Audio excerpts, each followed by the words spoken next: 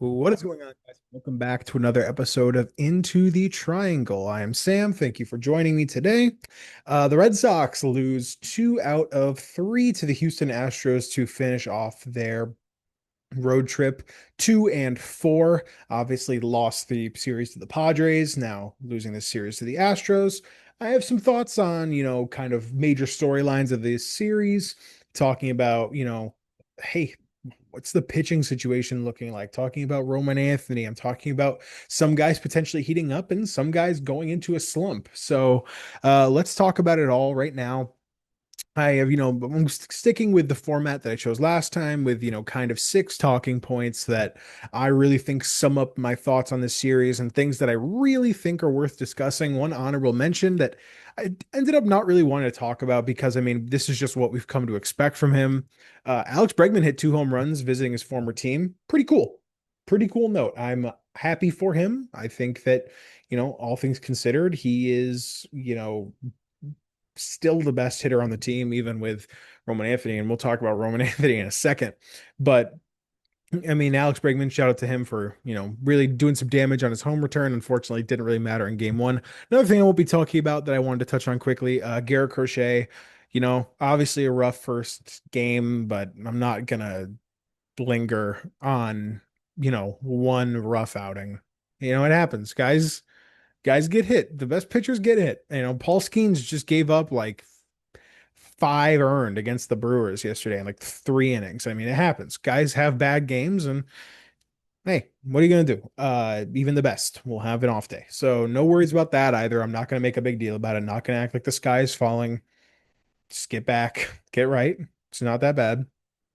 Let's talk about major things from this series. My first point, Roman Anthony, man. Even though this is a series loss, you just can't help but feel like holy crap. What do we have on our hands with Roman Anthony? There are these numbers that are like Roman Anthony is the first player to get on base at this percentage since at this age, and he's only with like these 4 other guys, and the 4 names are like Barry Bonds, Ted Williams, and Willie McCovey, like all-time great pitchers. I mean, this is a kid who is 21 years old, and there was this narrative around Roman Anthony when he came up about, well, we're not going to just act like he's just going to save the team. He's 21 years old. You got to give him time.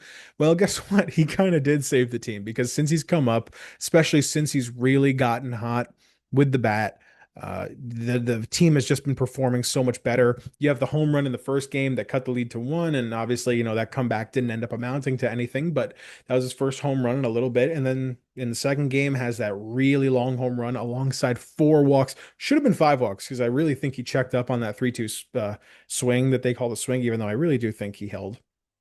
Roman Anthony, man, I mean, what a player. It's just so different. And you see these pitchers like respecting him in a different way where, they attack rookies. And sure, Roman Anthony, I think we saw today, he struck out 3 times or 4 times. Listen, guys his age are gonna have days and they're gonna have weaknesses. His weakness is, I think, clearly breaking balls down. Like whenever it's 2 strikes, they're gonna throw you a ball in the dirt because they don't really want to challenge you. They want to try to get you to swing. I'm sure that's what the Red Sox coaches are going to be telling him. But that's his weakness. But man, when you give him a pitch in the zone, like he's just so deadly and he's so patient around the edges and he's so wise beyond his years where like like these umpires when they make a bad call, he gets like really upset because it's so clear the understanding of the zone that he has. And that's valuable when you have a guy that, you know, and no, not a lot of people are going to talk about this, but it is true. When there's a close strike and a really good player who understands the zone doesn't swing, that changes the umpire's opinion on where that ball was. And that's a fact. If that's a pitch that might be just outside, an umpire is going to take that into account. And it's already clear that Roman Anthony is gaining that respect. And he's taking these close strikes and he's forcing walks. And then when you throw to him, guess what? He's going to get good contact. And once he starts to really lift this ball, I mean, the exit velo on ground balls is like 107. When he starts to lift this ball, I mean, the possibilities for his game are going to be endless. I'm really excited about Roman Anthony. And I think ultimately, even though you lose the series, he has to be the absolute foremost talking point that comes to your mind because this is a player that, like, imagine where you could have been if he started the year at the major league level. Like, he obviously did not have the strongest spring training, but neither did Christian Campbell, and you kind of forced his way up. I think there was more reason to force Roman Anthony up and just say, like, hey, listen, we're just gonna have to make it work with this outfield because this guy is special with what he's doing.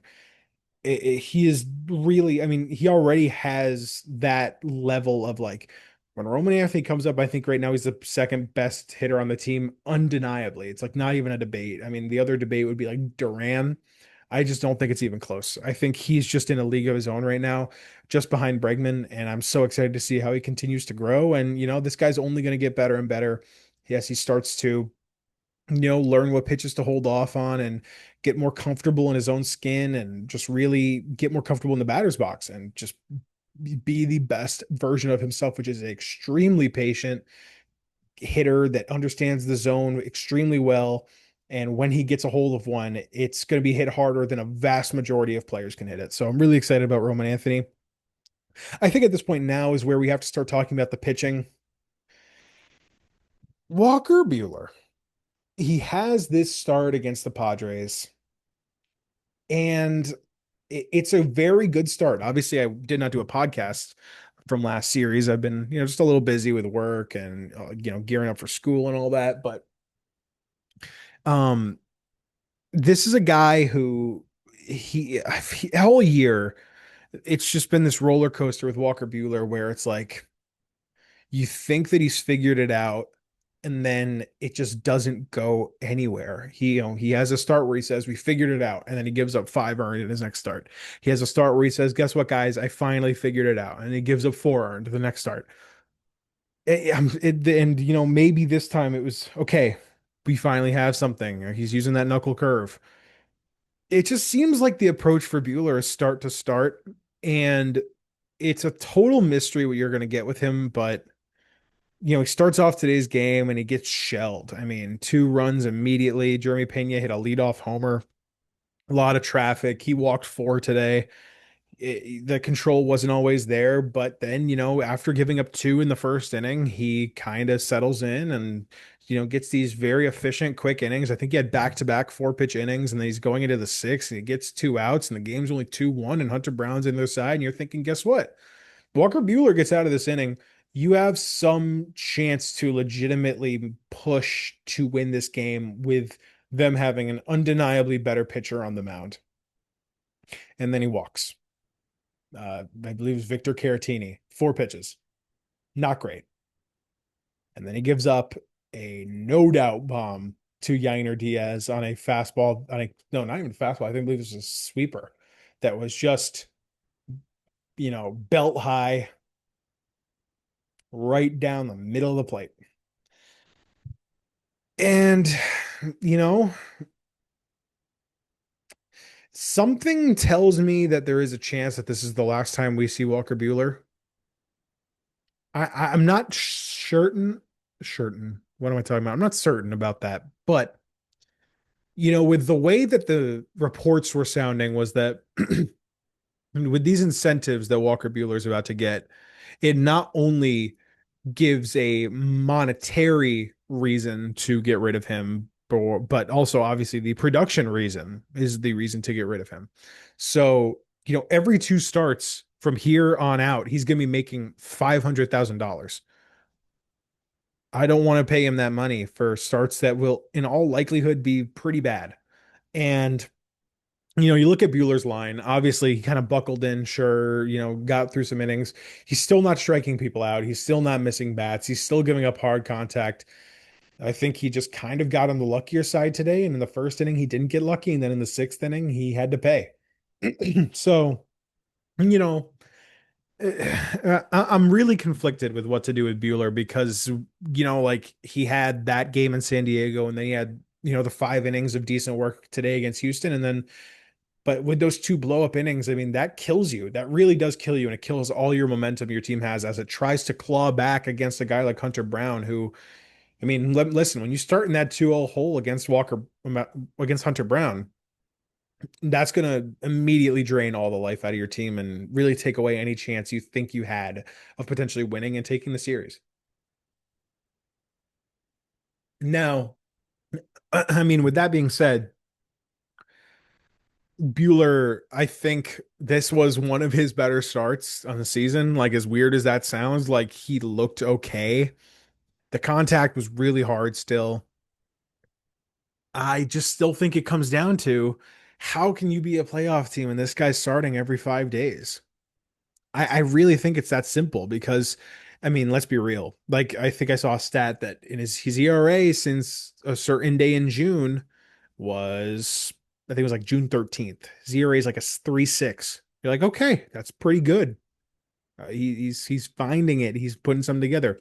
The FIP is like a 5. So that really, really does suggest that he is perhaps the luckiest hitter in, I mean, the luckiest pitcher in, at least on the team, if not in baseball. I mean, he is giving up a ton of hard contact. He's walking a ton. He doesn't strike anyone out.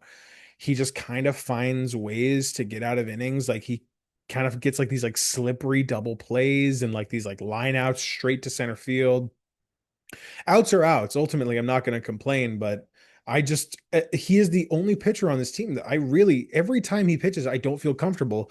And I'll tell you what, Kyle Harrison is really putting it together in Worcester right now. I think he's had 3 straight consecutive quality starts, especially today. It also does make it interesting. He started today, same day as Walker Buehler. Does that give you more of a reason to just throw Bueller out and say, guess what? This guy's on the exact same schedule. We won't have to really mess anything up. He'll just come up to the majors and we'll see what he can do. Kyle Harrison is striking people out at a really good rate. He's still walking a few, but guess who also walks a ton? Walker Buehler walks a lot of people. So I don't want to hear it from the people that are defending Buehler and saying, well, Harrison, he still walks a ton. Like, I don't know. I don't care. Walker Buehler walks a ton. It's just a fact. And also, I mean, hey, if you don't want to call up Harrison, Cooper Quizbell's a better pitcher. He just is a better pitcher than Walker Buehler. And I mean, I'm sick and tired of watching the same roller coaster every 5 games. I just can't do it. And I think there's a reason to get rid of Bueller at this point. And I just think you have to pull the trigger. Like you have to be willing to just dump the dead, you know, like floating body on your team. I mean, that's harsh, but I really just think that's what it is. Now, on to a more positive note with the pitching. Dustin May had a really good outing. I mean, like 6 innings, no runs allowed. He gave up a few hits, I think only walked one and struck out 8. The stuff looked really good. It sounded like what May was kind of alluding to was in his first start where he really threw the cutter a lot. It was his most used pitch. They were just trying to like find out how it could be worked. And it looked like now they finally started using the cutter less as a strikeout pitch and more as a setup pitch for his sinker, which has a very similar start, but moves kind of more in and then back out, especially towards lefties. I mean, towards, yeah, lefties standing in the box.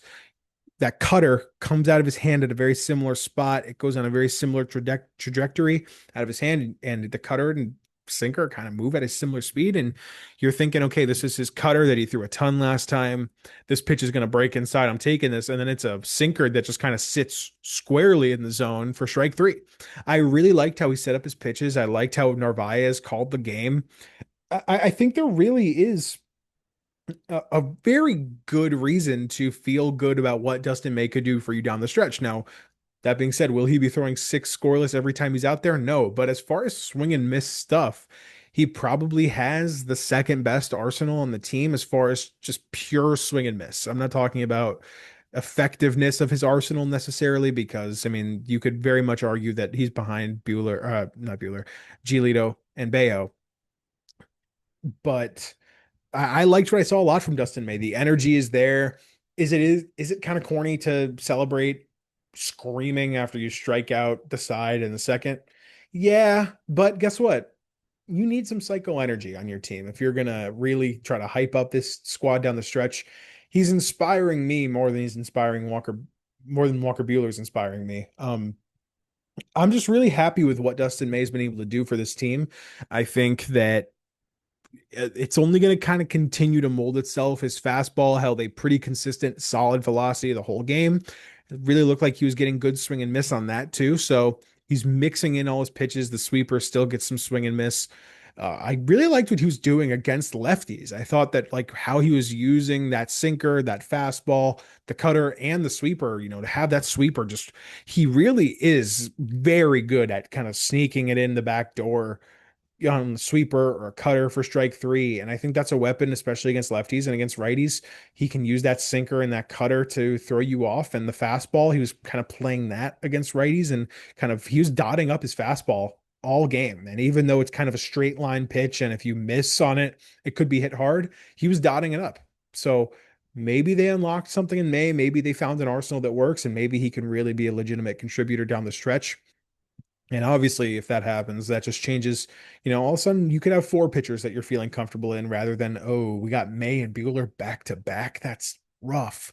Now it's okay. Maybe we have two guys that are working back to back here that can, or at least we have four guys who we can feel comfortable in. And then Bueller's just kind of dead weight at this point. Okay. Number four, my fourth point, Rafaela has really been struggling. I can't help but I think there's a very obvious talking point around Rafaela that's, hey, like when he's playing second base, he just doesn't hit as well. He's a worse defender. I really think that it has to be taken into account how you fit Rafaela in this lineup better. I think Romy Gonzalez is a better defender at second base. I think that he is probably a better hitter day in and day out at second base than Rafaela. And also, Rafaela, if he's not giving you anything at the plate, he's giving you a lot in center. I think a big piece that like needs to be worked in is you have to make Duran DH. It's the only way to make this lineup work. And things are going to get more complicated because I'll talk about a hitter that's heating up in a second that might complicate making Duran DH. But Duran is a like legitimately, he's playing well right now. He's putting together some quality at bats. He's hitting the ball hard when he does get the bat on the ball. I think that you need to get Duran out of center and get Rafaela in there because the defense is just so different when he's out there. And Rafael is clearly the best version of himself at the plate too when he's at center field. He's much more comfortable. Like he just feels himself. He has a different approach. I think that's just extremely important. He has to be able to work it and he has to be able to make things happen at the plate because this team is totally different when he is really hitting and hot. He had a couple good hits this series, but overall the swing and miss is just like I feel like it's worse. And I know that people will say, "Oh, the swing and miss has always been in his game," but I feel like some of the swings that he's taking are like regression back to very start of the year Rafaela, where we're like, "What is he doing at the plate?" I mean, there was some talk about like he has options, like do we send him down, just let him try to find it at the plate? He's kind of turned into what has been in slightly above average hitter. But on right now at the pace that he's at, he's falling. He had an RBI single today, so I'll give him some more time. But the bat for Rafael has been struggling. He has to cut down on the swing and miss. Like some of the swings that he's taking are killers because it's like I think it's really been able to you could see it in game two when they brought in Colton Gordon to kind of just like be a dead arm out there and he strikes out on three pitches, including the ugliest sweeper I've ever seen that almost hit him in the foot. Like it's that bad. And the whole team was teeing off of Colton Gordon and Rafaela has these ugly swings that just don't go anywhere. He just has to find it. I think you have to find a way to get him at center, get him right. I wouldn't be surprised, given his struggles, if you see him at center, maybe game one against Miami coming up. So that's gonna be interesting to see. Hoping that they make it work for him because you just got to find it for Rafaela. On a more positive note, three hitters are really seeming to find it at the plate here. Narvaez, Abreu, and Masataka Yoshida have all had like legitimately quality series. Abreu had a very good third game, a very quality second game. He seems to really like hitting in Houston. Obviously, that was his organization until he came over here in the Christian Vasquez trade. Narvaez had a huge home run in game two, had some quality swings, I believe took a walk as well. He's seemingly, feeling a little bit better at the plate. I thought his swings looked a little bit better. I thought like when he was connecting, the contact was better. Narvaez, we really saw as a hitter early in the year, like thrived through like being able to hit it to the opposite field. And I think he's a better hitter when he's able to keep it on the ground, which is kind of weird because he's a catcher, but I feel like most of the times when he lifts stuff, it's a pop up or a weak fly. He obviously had that powerful home run that he like really decked, but outside of that, I think he's best when he's able to kind of shoot it all throughout the infield and just kind of make it work. I think we saw that yesterday in game two. And I think he's really starting to put it together. And Masataka Yoshida, man, he had an RBI double in game one. He's taking more walks now. He's seemingly just a little bit more comfortable at the plate. He's starting to hit it to the opposite field a little bit, which I find interesting. I think he had at least one single on an opposite field kind of grounder. I I think that him being good makes the lineup better, but it's also going to complicate things in a weird way. I talked about Duran playing DH and that being the best lineup. I think at the end of the day, if Yoshida's hitting like really well, he can't play the outfield, so he has to be your DH. He's a lefty. If Masataka Yoshida's on a heater, like a legitimate heater, where like let's say over this next week he kind of continues, and let's say over the next week he hits like 350 and he's getting on base like 45% of the time, it's really going to make it difficult to justify putting Duran at DH, taking Yoshida out of the lineup because obviously you can't play him at any outfield position comfortably. And then just kind of just saying, all right, Rafaela, we're going to get you right. You almost wonder if it's better for them to just be like, hey, Rafaela, just learn to play second, learn to hit while playing second, and just pray it works. It's really tough, but this is the position that you've thrown yourself into with creating this outfield logjam, having too many outfielders. Now, like, there's literally no way to play all of them. Obviously, you are playing Rafaela, but you're not playing the best version of Rafael. You're not playing the best version of your outfield, where your best version is having, I probably Jaron in left. Like, Roman has been a good defender, but I think Jaron's probably a little bit of a better defender in left. Maybe, I'm not sure. Um, having, Rafaela in center and Abreu in right field. That therefore, if you were to say that's your best defensive outfield, you either have to play Roman Anthony or Masataka Yoshida. Obviously, I'm playing Roman Anthony over Masataka Yoshida, but what if Masataka Yoshida is the hottest hitter on the team? It's gonna be tough to say, hey, Roman, you're gonna take a seat, or hey, Jaron, you're gonna take a seat, or hey, Rafaela, you're going to second base because we got to get Yoshida in this lineup.